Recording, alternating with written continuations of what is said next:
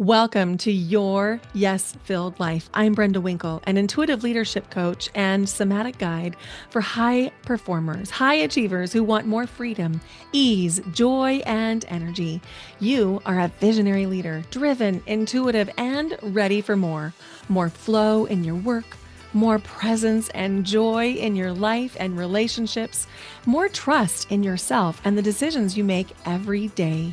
Here, we explore the intersection of intuition, leadership, and energetic sovereignty, blending practical strategy with energetic alignment so you can create success that feels deeply fulfilling at work, at home, in your relationships, and in your own well-being.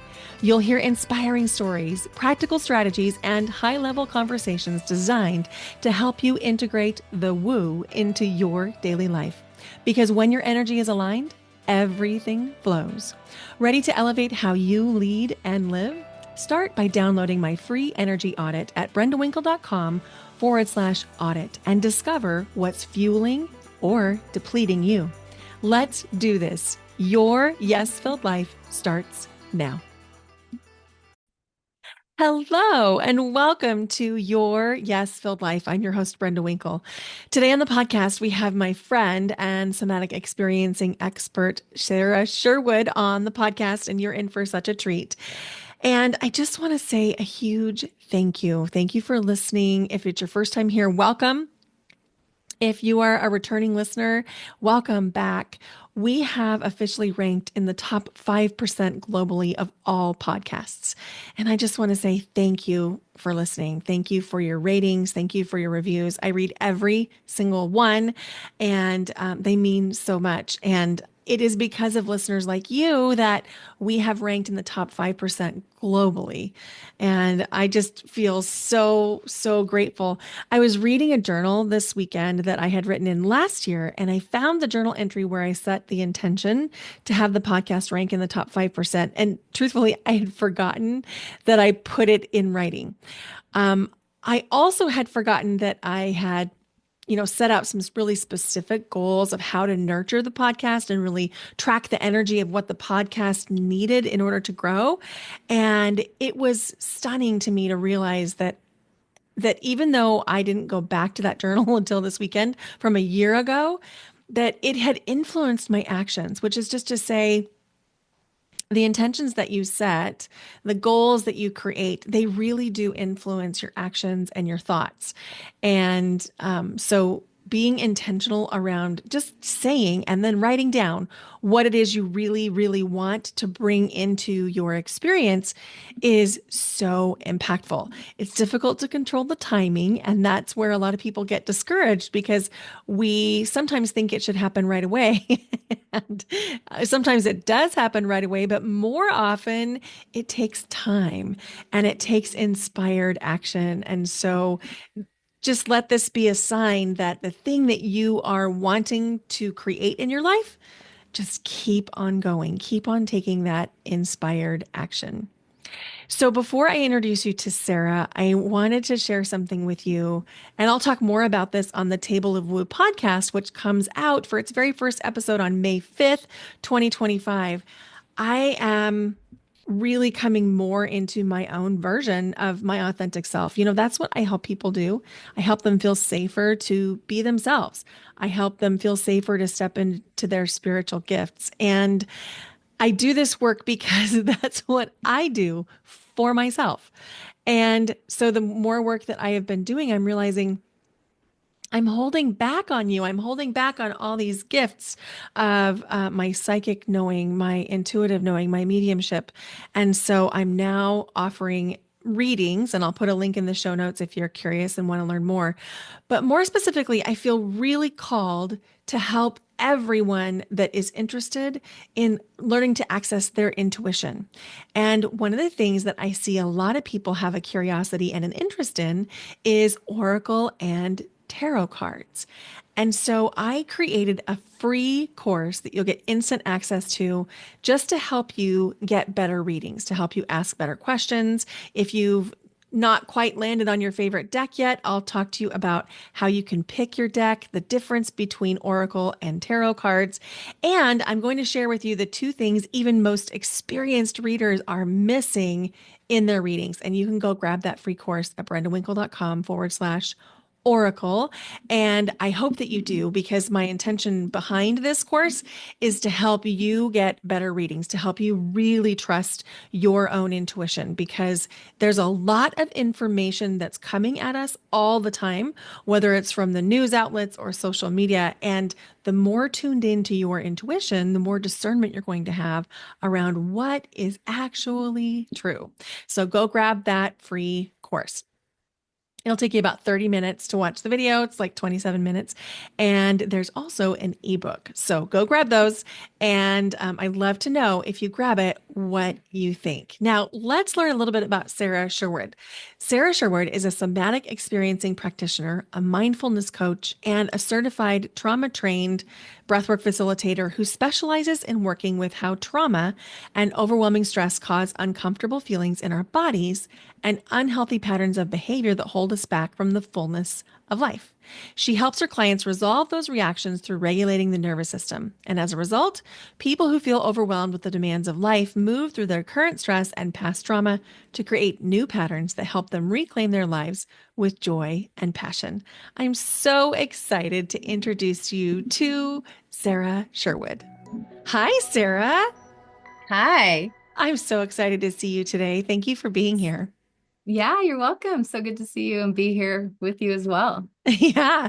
I have a question before we get started, just sort of like kicking it off. I'd love to know, Mhm. what is one thing that either you did or did not do that has led to your yes-filled life? I really feel like I have always listened to my gut. I've always listened to my inner guidance. And obviously, as I've matured and grown through the years, I've gotten better at really tuning into that and checking in with that.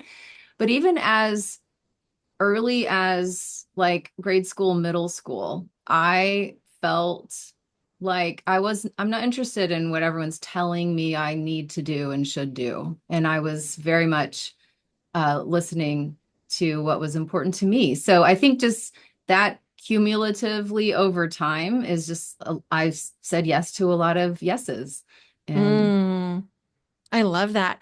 I'm curious, was it difficult as a kid to do your own thing if your guidance said to do something different than what your peers might have been doing, or did that come easily for you? it came very easily for me. It did not make sense to me.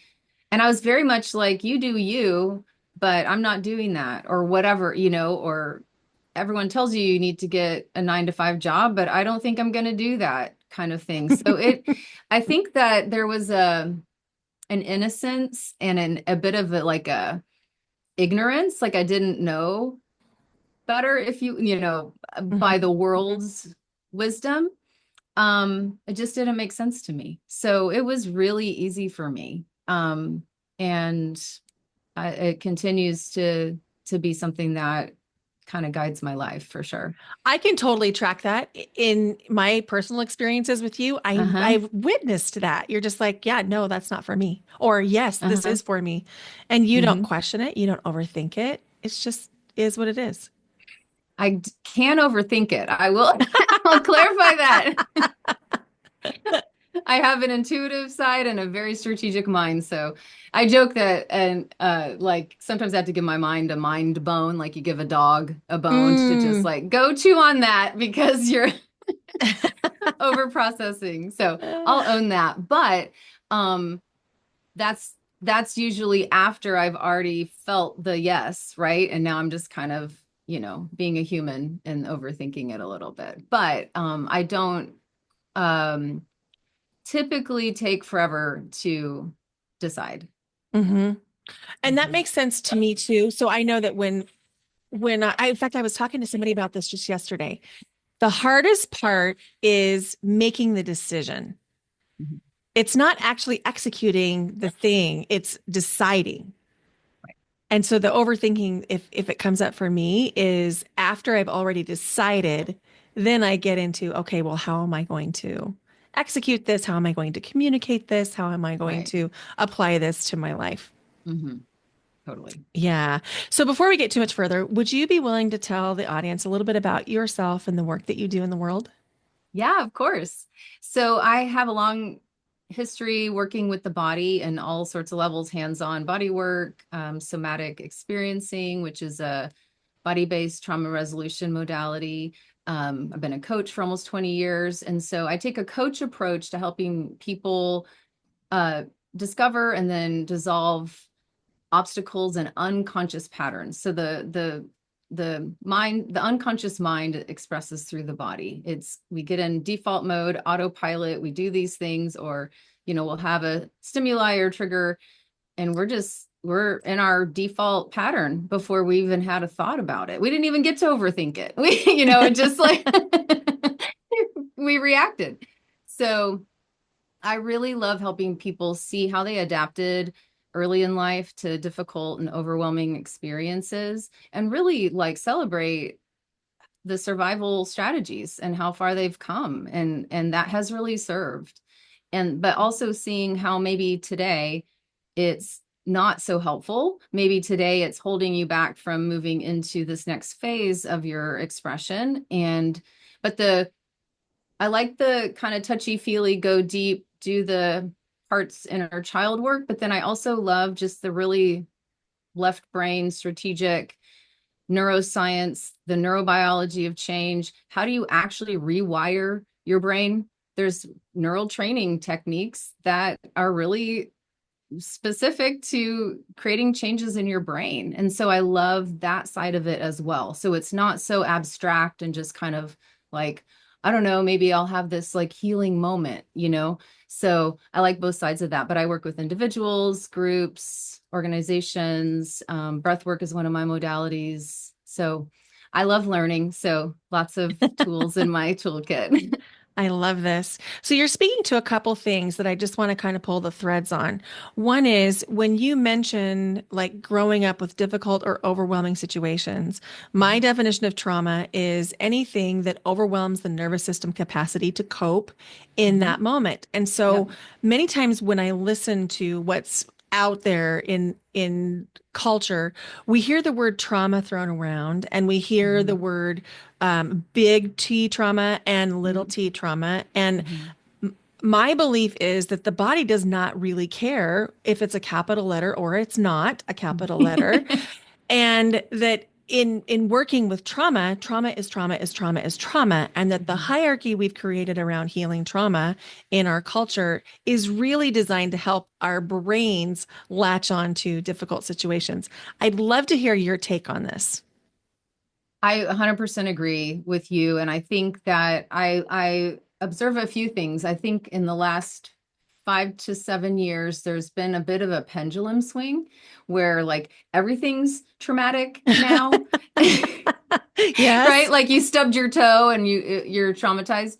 And I say that, like I don't want to make light of the complexity of a neural network where, yeah, that might actually trigger something in the system. And um, what I think is that's I think what you're speaking to is a better understanding. And I think that it's not just in a single event. And Mhm. a lot of times that's the definition I think was born out of these kind of single event, high charge, too much overwhelm in the system. And then there was a clear post-traumatic symptoms, Mhm. right, from that Mhm. event. But I would say the majority of people I work with have more of what I call like the slow drip kind of lobster boil trauma. Mhm. And I'm sure you see the same thing. It's like, and then so they're looking at their history and they're like, I don't know that I have trauma. But if we start to just ask 3 or 4 questions, we're quickly in the awareness that they were in a chronic day in, day out environment that felt unsafe. Mhm. Mhm. My story is a great example where I, I, I had. Okay, so you've built this beautiful life and your successful career powerful presence, and a calendar full of responsibilities that once lit you up, but lately something has made it feel just a little bit heavier. So let me ask you something. What if this was your moment to soften into a new way of leading? I'm Brenda Winkle, a psychic medium, somatic coach, and intuitive guide, and I work privately with high achieving women who are ready to trust themselves more deeply, to reclaim their energy, and lead from the inside out. In our one on one coaching together, you'll experience the kind of support that's both deeply spiritual and highly strategic. I'll bring my psychic gifts, mediumship, and somatic tools to help you move through emotional residue, to help you get really clear on what matters most to you, to help you clear your energetic field, and lead in a way that feels powerful, precise, and completely aligned with who you really are. Leadership can feel really lonely, but it doesn't have to. This isn't about doing more, it's about being more you. If you've been craving personalized support, intuitive insight, and energetic sovereignty, this is your invitation. Go to brendawinkle.com/coaching to learn more because your yes filled life, it starts the moment you say yes to yourself. My story is a great example where I, I I had some major health trauma in my 20s, but up to that, I really don't have like the big capital T's, but I was bullied, name called, and basically verbally abused like constantly, you know, in every environment that Mhm. I found myself in. And it took me until way into adulthood to see that I was literally adapted to basically be at war, anticipating the wound, anticipating the hit, anticipating the pain. But it was all verbal. Mhm. So my system adapted around that to be on super high alert. So that's just one example where someone might go, well, I mean, and kids, that's normal and kids, whatever. And it's like, it doesn't really matter what we think is normal or not normal. It's the fact that that had a developmental impact on Mhm. how I was developing as a human. I felt unsafe and like I needed to hide all the time, like take cover. We could use all these translatable words to someone who may have had a high charge experience at war or something like that. Mhm. I love what you're highlighting here, which is that the nervous system adapts. And so when we're in this, like you called it, the slow drip, we Mm-hmm. may not even know that's what's happening. Right. But the markers would be an elevated stress response that never really resolves. And Mm-hmm. so I'd love to know what your take is on the correlation between an elevated stress response, let's say from past trauma, whether it's from childhood or from a toxic work environment or a really demanding work environment, and burnout. How do those relate?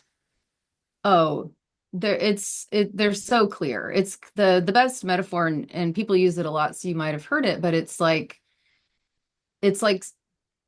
s- parking your car in the driveway, turning on the engine and putting it in emergency brake, like putting the emergency brake on and then gassing it like all the way down, like pushing the gas pedal to the metal, and just sitting there. It's like what's going to happen over time? It's unsustainable. So something's going to happen. It's going to break down. It's going to explode. It's going to just literally like it just like stop. And so the chronic overdrive, sympathetic overdrive, that high stress uh, section of the nervous system, it is unsustainable, and so it will try to give you what you're asking for. It'll try to sustain you to the best of its ability. And if you're in a situation where you're either just unsafe, so you're kind of always needing cortisol, adrenaline, norepinephrine just to like stay alert, or you're literally responding to tasks You're literally doing things. But what will happen is what I observe, the simplest way to think about it is the the engine will kind of just explode and then just drop out. Hmm. And we go into like a deep, deep collapse. It's called Hmm. dorsal vagal shutdown. And the whole system will shut down. And it'll just say, you know what? I tried. Like I gave you all I could, but at some point, right?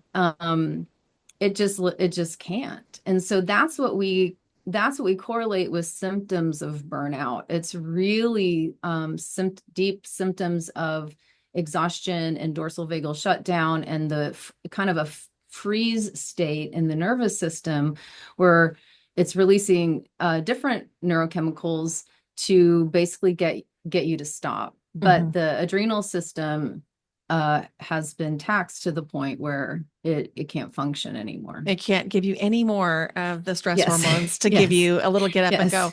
And so, a lot of things I hear people say, just to put this in really layman terms for the listener, Mm-hmm. if you come home from work and you can't function, so you function well at work, you're able to do all the things, you come home from work, you collapse on the couch. Right. That's what we would call a functional freeze. So you're Mm-hmm. able to function when you have Mm-hmm. to, and then as soon as the have to is gone, you're almost incapacitated. It feels like you can't even lift your arms. And that was my story in chronic pain and illness. People were like, how do you get so much done? Because they knew how sick I was. In hindsight's everything. But the short answer was, I can't stop. Because once I do, so then I would finally crawl up the stairs and lay down on my bed. And then all the pain, all the exhaustion, right? All the stuff that I was suppressing to force and push through the day was more in my awareness. It was more felt.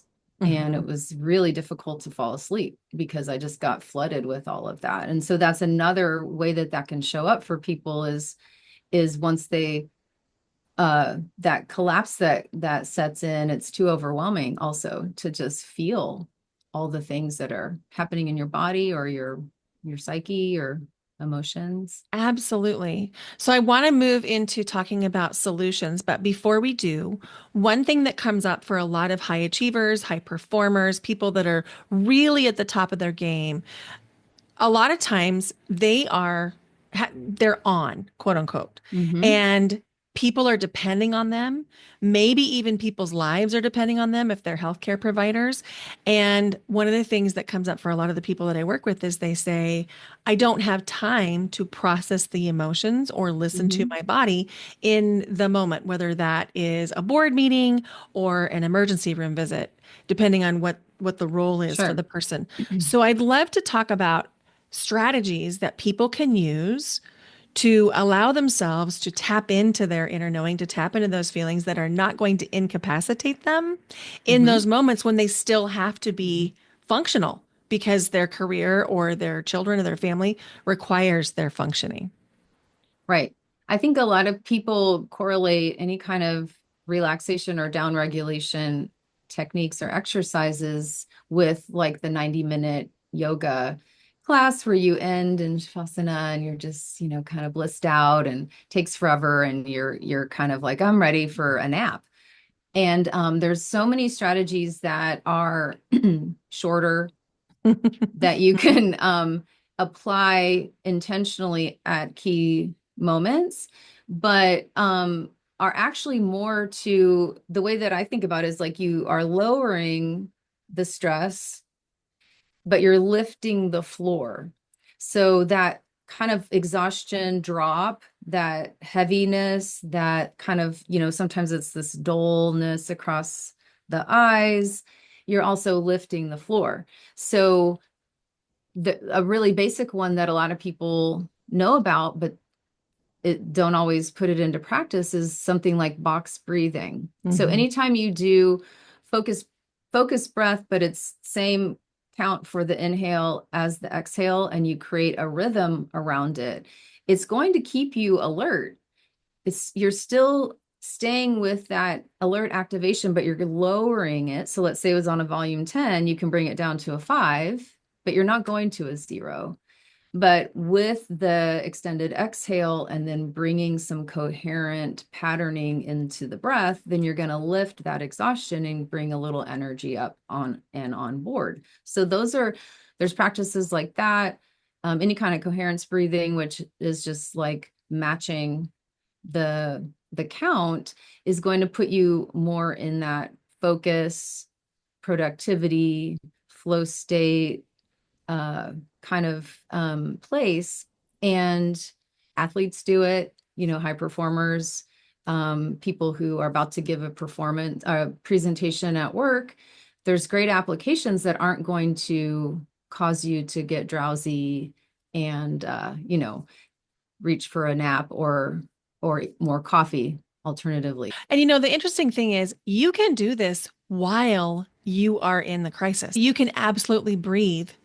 Oh yeah. If there's something happening and you're waiting for your turn to speak, you can activate some breath pattern, whether Yes. it's the box breath or in through the nose, out through the mouth, just in those moments before you get, excuse me, before you get ready to speak.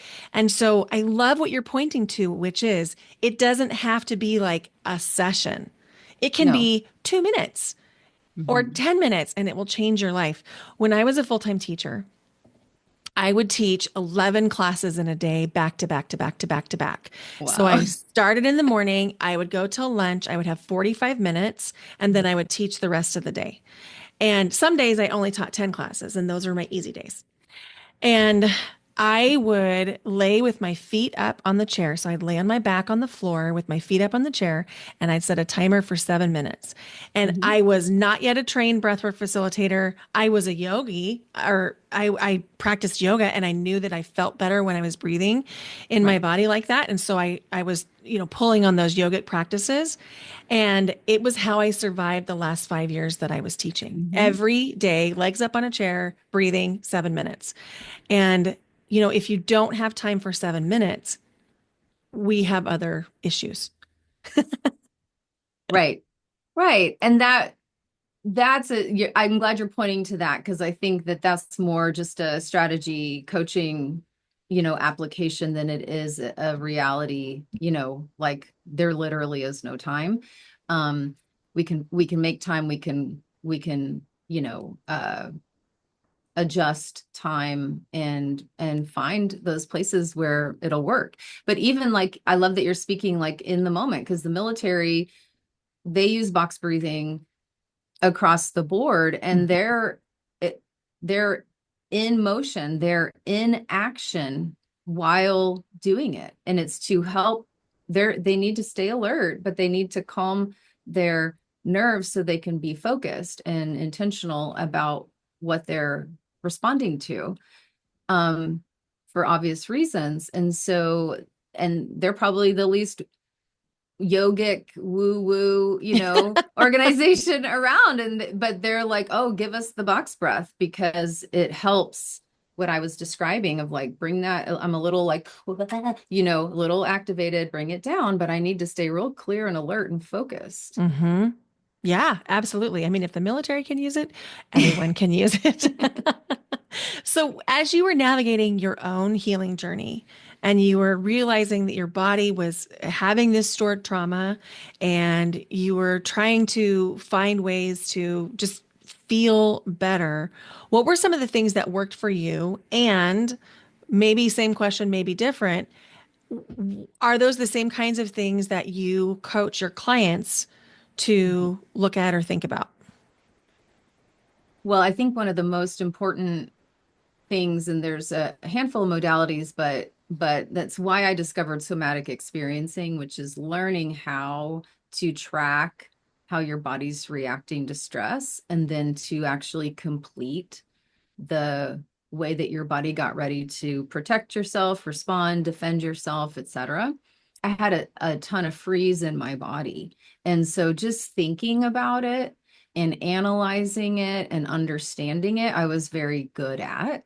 Mm-hmm. But I was not seeing any changes or much change in how I was feeling. And so body-based coaching and modalities focused on actually discharging, is what we call it, the energy that's kind of stuck in the Hmm. body. So somatic experiencing, and yes, that's, I'm trained and certified in that. And breath work has been the most like DIY, like, Hmm. anytime, anywhere, no special privilege or, like abilities necessary. I when I finally discovered breath work, I was so overjoyed because I kind of was looking for, I understood that I can help my clients with some really hard things that is difficult for us to do on our own. And they can learn some tools around that for sure. But I found there was a big gap between how do I do this for myself by myself? Hmm. And so using the breath, conscious breathing, has been the other really significant tool for me. Love that.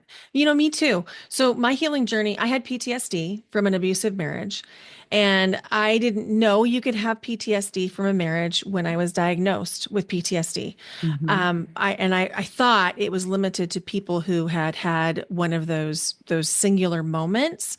Yes. And so I carried a lot of shame around it. I'm like, how am I walking around with PTSD? I haven't been in a war, that kind of thing. Um, and as I was healing, I did all the traditional therapy. I lived in a shelter for a while. And so when you live in a shelter, you have to have really intensive therapy, like daily therapy for the first several weeks, and then 3 times a week group coaching.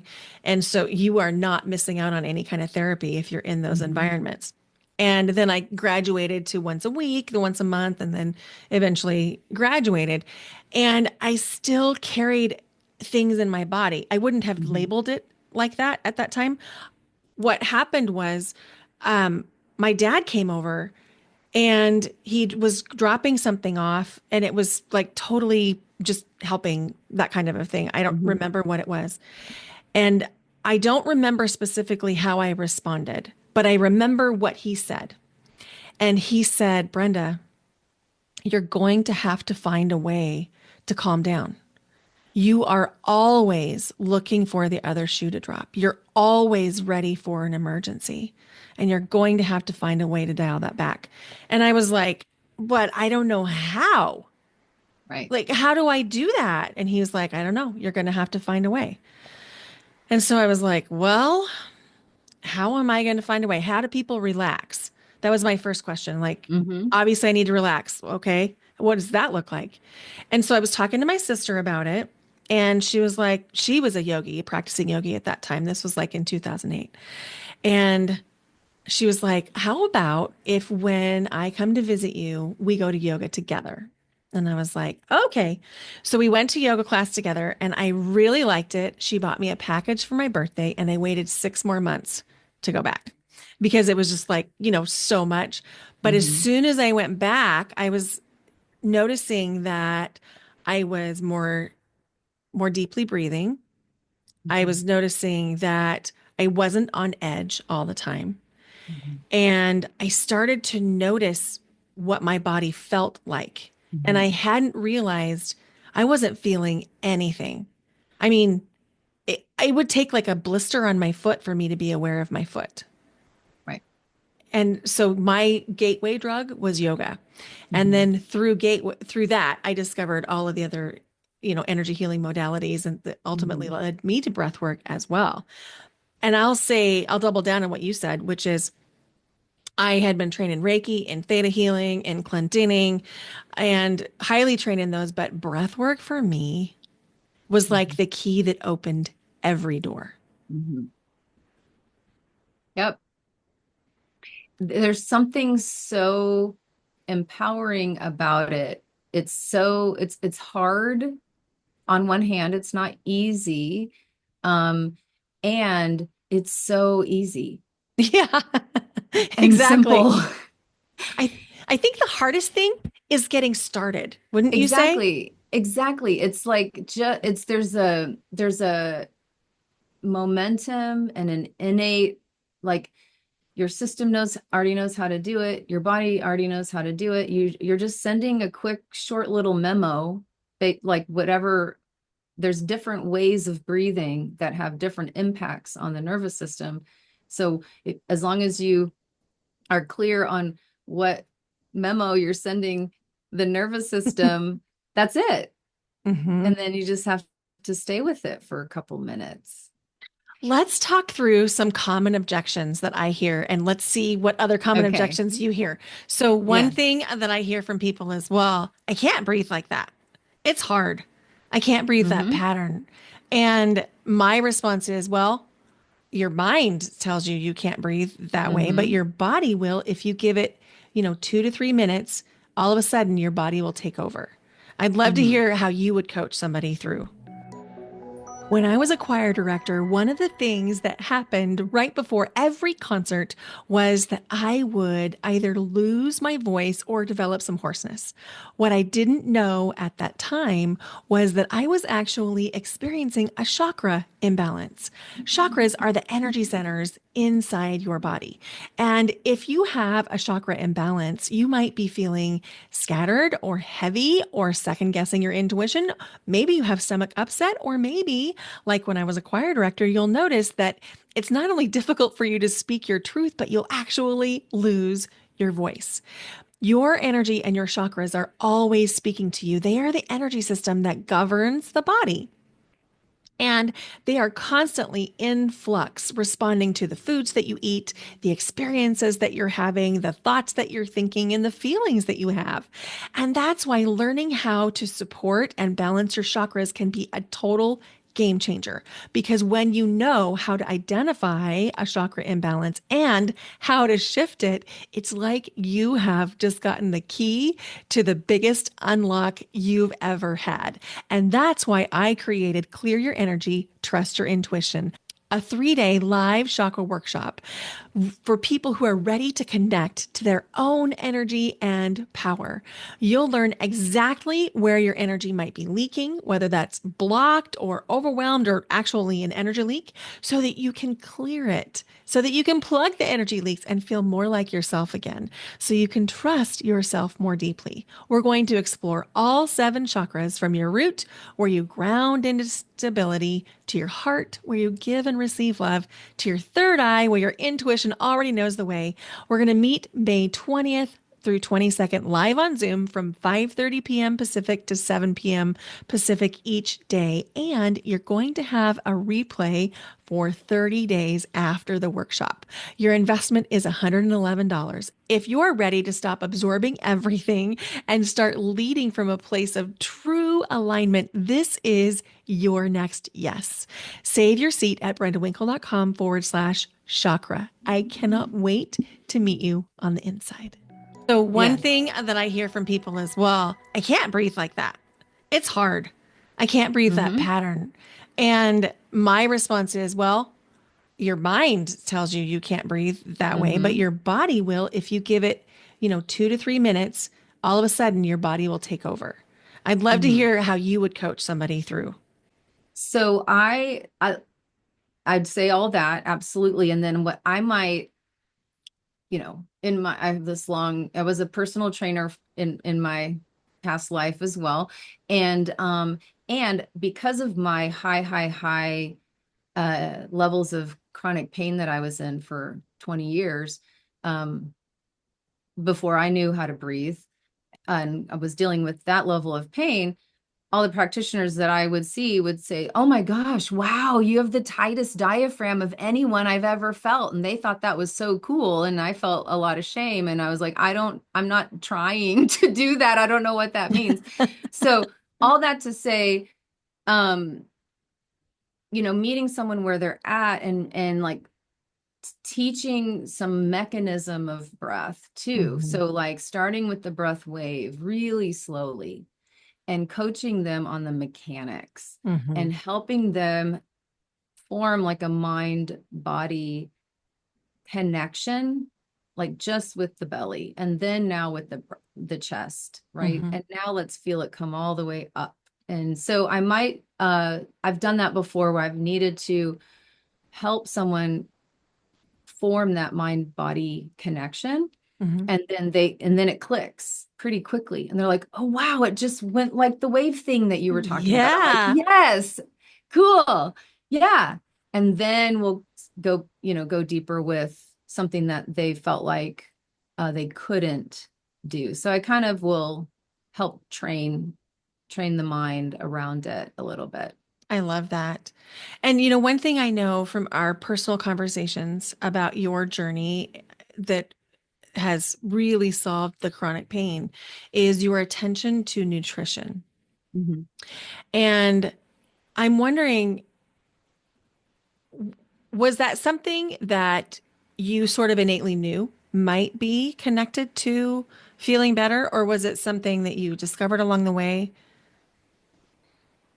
I think it's probably a little bit of both. I think though I think I was so sick and I was seeing lots of alternative practitioners. And so I think pretty much everyone that I was encountering was talking to me about an anti-inflammatory diet. So for people who are like, what the heck? I had Lyme disease for 20 years, but undiagnosed for 17. And so we didn't know what was going on, but we knew what was going on. So I had massive inflammation. So I think it was practitioners. Um, I was young and immature and didn't know a whole lot. And so I think it was suggested to me and I started to experiment. What I will say I innately knew was that I was just band-aid solutioning Mhm. whatever was causing it. And I will say that my long-lasting healing from having an overactive immune system for over 20 years has the nervous system work was essential. I don't know that it would have been possible. And um, so I now eat healthy because I feel better when I'm not eating a bunch of junk, but the healing came through the somatic work. I love what you're saying here. And so, nutrition is something that I'm really focused on right now. I'm in a health program called Mhm. Transform, and I'm focused mostly on adding protein and reducing added sugar. And Mhm. so that's my primary focus. There's other things too. But it was so Mhm. interesting because in some of my travels over the last couple of weeks, I found it more challenging to do that. And I noticed changes immediately in my level of energy. And Mhm. then after just 2 to 3 days, I noticed changes in my facial skin, like Mhm. how many wrinkles showed compared to Mhm. how many wrinkles were showing before. And at age 52, this is a thing. I Yeah, want to, I mean, I'm all for aging gracefully. And totally. I'm also going to be taking the collagen and drinking the water and doing all the things. And Mhm. all that's to say, our bodies reflect what we put inside them. Mhm. Absolutely. And there's such a huge correlation between reaching for a comfort food or a quick energy food when we're stressed. Hmm. And so some of it, I'll work with clients, with changing, making changes to your diet. There's something called the crowded out, Hmm. method, which is a little, just a twist of looking at it a little differently than taking these foods away. It's like, well, fill your plate with, you know, protein and veggies and whatever, and eat a bunch of that, and then it crowds out. Hmm. So I use that same method with these stress regulation tools. I And love that. so I'll tell people, they're like, well, I'm eating ice cream every night and I'm blah, blah, blah. And I'm like, okay, let's have a strategy and a plan around it. And their intention matters. And you're going to go to the grocery store and make decisions and all of that. But let's focus on getting you into your body so you know how you feel when you eat these foods. That's right.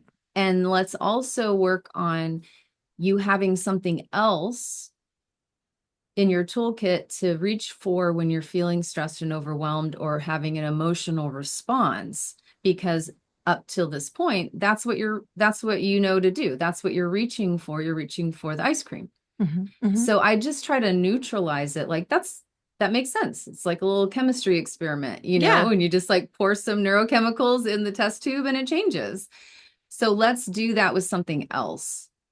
And once they feel more empowered, like I have a choice, the feeling of having choice, then it is so much different process of trying to make these changes where then there's habit, there's some addictive Mhm. patterning in the brain, but that's different when you're like, well, I feel better and now I'm working on these habits. That's right. That's right. And to your point, I love to tell people pause. Do anything you want, eat whatever you want, do whatever you want, but pause first. Mhm. Pause, find out what you're actually feeling, allow yourself to feel, and then once you're regulated, do the thing that you want to do. And maybe you still want to do the thing, and maybe you don't. Right.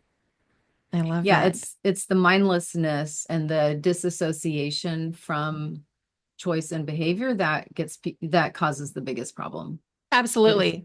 but if I become mindful, and I feel like I'm in choice, then that's a totally different experience. Absolutely. Before I go any further, I want to make sure that people know how they can contact you, how they can reach out to you. And I know that you have a link for us. Can you talk about that? Yeah. I'm on Instagram. My website is my name, sarah-sherwood.com.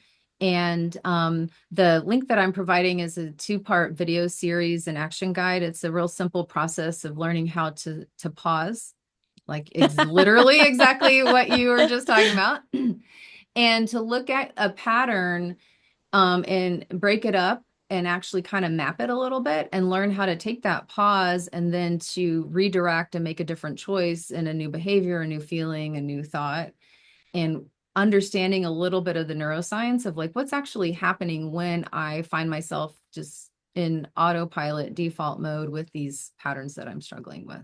Oh, I love that. So that's going to be linked in the I was going to yeah, in the show notes. And so go check that out. Be sure that you connect with Sarah on social. Go visit her website. And if you have questions about this or if there are parts of this episode that you loved, please take a screenshot of yourself wherever you're listening and tag Sarah and I on Instagram and we'll put you in our stories and we'll make sure that we answer any of your questions. Yes, I would love to connect with anyone and answer any questions. Absolutely. So good. So I'm curious, as we kind of wind down, we wrap up. We've talked about breath work, we've talked about somatic experiencing, mindfulness, dialing down the stress and raising the floor so that our bottom isn't as low. And I'm just wondering, is there a non-negotiable practice in addition to any of those that you personally use in your day that helps support you in your own journey? Hmm. I would say movement of some kind. Yeah.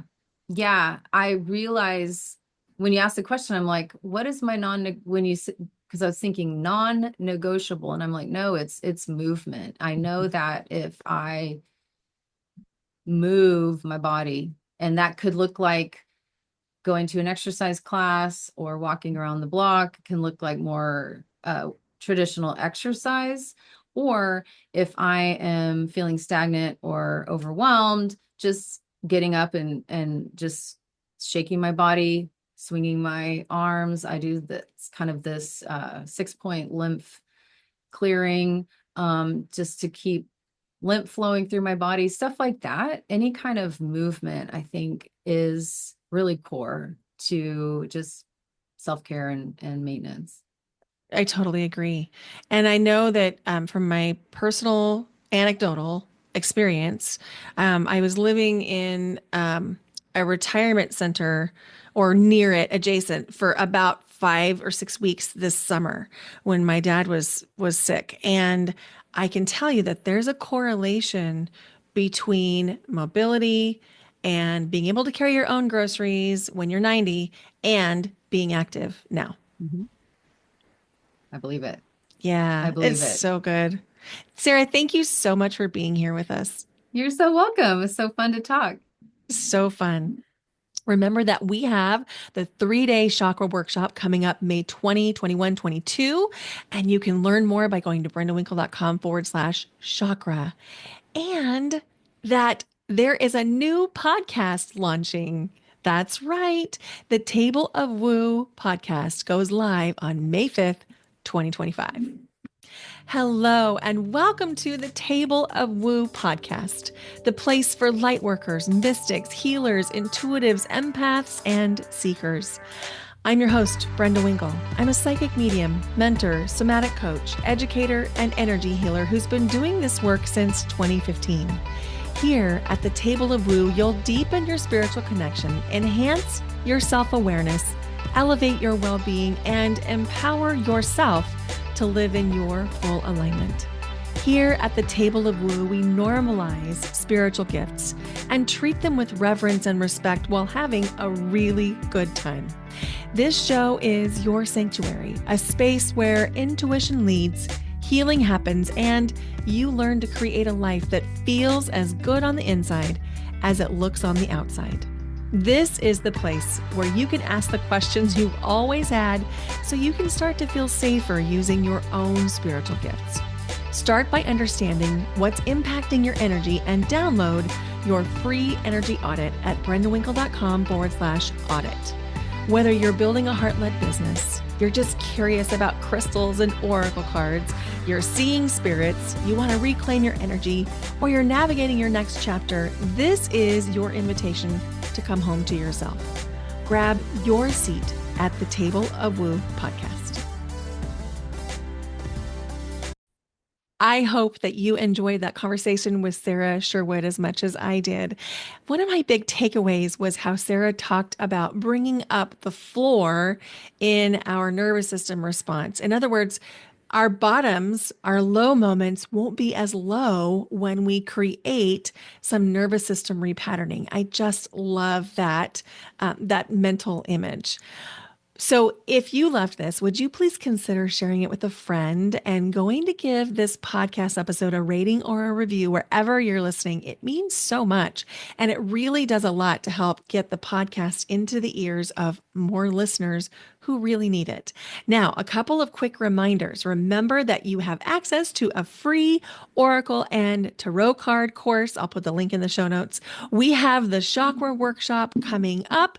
We'll be live for 3 days, May 20th through 22nd. And yes, there's a replay available for 30 days, which if you listened to previous episodes, I told you there wasn't a replay, but I changed my mind. And we all have the right to change our mind. That's one of the pillars inside of your yes-filled life. And if there's anything that I can do to support you, if there are other topics that you want to hear about, if there are questions or challenges that you would like me to support you on, please reach out to me and tell me. I would love to create some customized content just for you. Thank you so much for listening. Bye for now. Until next time.